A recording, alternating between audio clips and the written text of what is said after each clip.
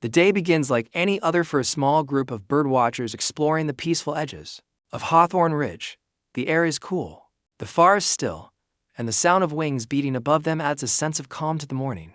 They move slowly, eyes lifted toward the trees, waiting for a rare bird that was spotted in the area just a week before. But instead of a beautiful sighting, they come across something that freezes them in their tracks. Near a patch of tall grass lies the body of a local landowner. Someone known to the community, but not well enough for anyone to imagine he would end up like this. Nothing looks right. His clothes are disturbed, his bag is missing, and there are strange marks on the ground. Signs that something was dragged away, or someone tried to hide evidence. The birdwatchers step back, unsure whether to move or speak. The peaceful morning has turned deadly. Within minutes, the area becomes a crime scene. Detective Charlie Hudson and his loyal partner, Rex, arrive to take charge. Hudson moves carefully, scanning every detail, knowing that the smallest thing could uncover the truth. Rex, with his sharp senses, walks the perimeter, sniffing for anything that doesn't belong. It doesn't take him long. He stops near a broken branch, nose pressed close to the ground. Tail still, he has found something. Hudson kneels beside Rex and studies the spot. Hidden beneath the leaves is a tiny glimmer, something red catching the light. Hudson lifts it carefully, a small ruby, dusty and worn, but clearly valuable. It looks out of place in the quiet forest. Too precious, too unusual, too intentional. Back at the station, the jewel sparks a memory. An unsolved heist from 25 years ago involving a stolen collection worth millions. Most of the jewels were recovered over the years, but a few pieces vanished without a trace. Could this ruby be one of them? Could the murder be connected to a crime old enough that most people have forgotten it? As the team digs deeper, they learn the victim recently bought land near the original heist location. He had been asking questions, visiting old shops, and looking through public records. Someone didn't want him finding answers. Someone believed the past should stay buried. And now Hudson and Rex must uncover what that man discovered before the killer strikes again. The ruby is only the beginning. As Hudson stands over the evidence table, he can feel the weight of something bigger hiding behind the simple stone. Most murders have clear motives: anger, jealousy, fear, but this one feels colder, older, and carefully planned. Someone went to great lengths to keep a secret buried for decades, and the victim walked straight into it, without knowing the danger he was stepping into. Rex senses the tension. He paces around the room, ears sharp, waiting for Hudson's signal. Hudson finally gives him a quiet nod, and Rex leads the way outside, nose low, following a scent he picked up at the crime scene.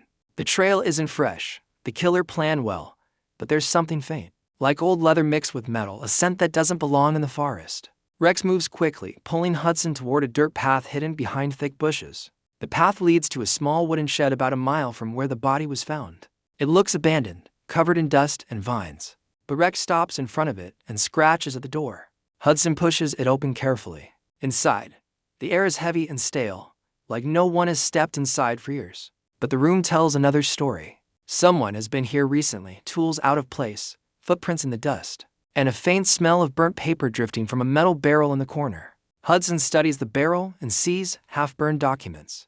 Names, dates, maps, all tied to the same jewelry heist from 25 years ago. Someone was destroying the past, piece by piece. Rex growls softly, picking up a new scent. Hudson follows the direction of Rex's stare and finds a single object sitting on a workbench. A torn piece of fabric with dried mud on it. At first, it seems unimportant, but then Hudson notices a symbol stitched into the corner. A symbol matching an old security company involved in the original heist investigation. Suddenly the picture becomes clearer. The victim wasn't the only one searching for answers. Someone else has been digging too. Someone who once had access to the crime scene all those years ago. Someone who knew exactly what was stolen and what was still missing. Hudson pockets the fabric and turns off his flashlight. If they want the truth, they need to move fast. Whoever was here will realize they left evidence behind, and anyone who is willing to burn documents to hide the past is dangerous enough to do anything to protect it. Rex stands at Hudson's side, ready for whatever comes next. The hunt has officially begun, and the next clue could be the one that exposes a secret someone has protected for a lifetime. Hudson sits with the torn fabric in front of him, the security company's symbol turning in his mind. That company handled the original crime scene 25 years ago.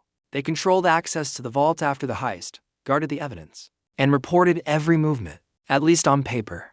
But one officer from that team slipped quietly out of the public eye a few years later. No retirement notice, no farewell, no transfer file. Just silence. People assumed he moved away, started fresh, lived quietly, but criminals don't fade. They wait. Rex's ears perk up as the door opens and Sarah walks in with new forensic results. The fabric found in the shed matches a uniform used by the same missing officer. Even more troubling, the mud stuck to the torn piece comes from land near the victim's property. That means the suspect wasn't just connected to the old heist. He was watching the victim long before the murder. Hudson's mind races through the possibilities. What was the victim close to uncovering? Why now, after so many years of silence? The answers begin to form a chilling pattern. The officer wasn't just guarding the jewels. He probably helped steal them, hid the missing pieces, and vanished before anyone looked too deeply. And when the victim started asking old questions, the ghost stepped out of the shadows to stop him. Rex walks to the window, staring into the darkness as if expecting someone to appear. Hudson knows that feeling, the sense that someone is always one step ahead, listening, watching, preparing. This case is no longer about solving a murder. It's about hunting a man who has spent his life avoiding the spotlight. A man who knows how investigations work, and a man who has already killed to protect himself. Hudson turns back to the team. The past is finally waking up, and their suspect is moving again. He's careful. He's smart. But he made one mistake. He left a trail, and Rex has already picked up the scent. The chase is no longer optional. It's inevitable. The rain begins shortly after midnight, turning the streets slick and dark. But Hudson and Rex push forward. Every second matters now. Their suspect has disappeared for decades, and if he realizes they've uncovered his trail, he could vanish again, this time for good. The team returns to the victim's property, hoping to find anything the killer might have missed. The land is quiet, as if the forest itself is holding its breath. Rex walks ahead, sniffing along the edges of a crumbling stone wall. His tail stiffens. He stops. Hudson knows that look. Rex has found something important. Behind the wall, partly buried under dirt and roots, lies a metal box no bigger than a lunch container. It's rusted, the lock nearly broken, as if someone had opened and closed it too many times over the years.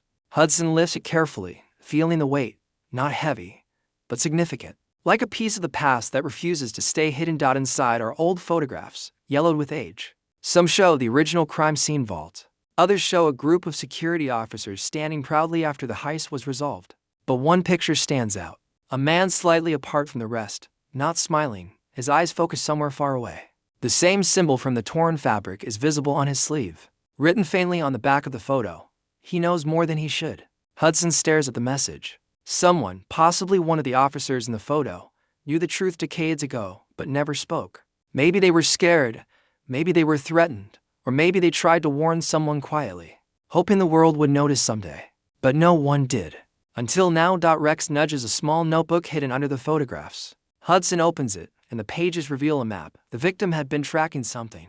Red circles mark different spots across the forest, old landmarks, forgotten trails. One location is circled again and again, as if the victim believed it held the final answer. A spot deep in the woods with no name, no path, and no history. At least none written down. Hudson realizes the truth. The victim wasn't hunting for the ruby. He was hunting for the person behind the entire heist. He had narrowed it down, reached the final missing piece, and that is exactly when the killer struck. A sudden crack of thunder shakes the air, and Rex snaps to attention, ear sharp. Someone else is in the forest, watching, moving, waiting. The storm grows louder as Hudson and Rex push deeper into the woods, following the map from the victim's notebook.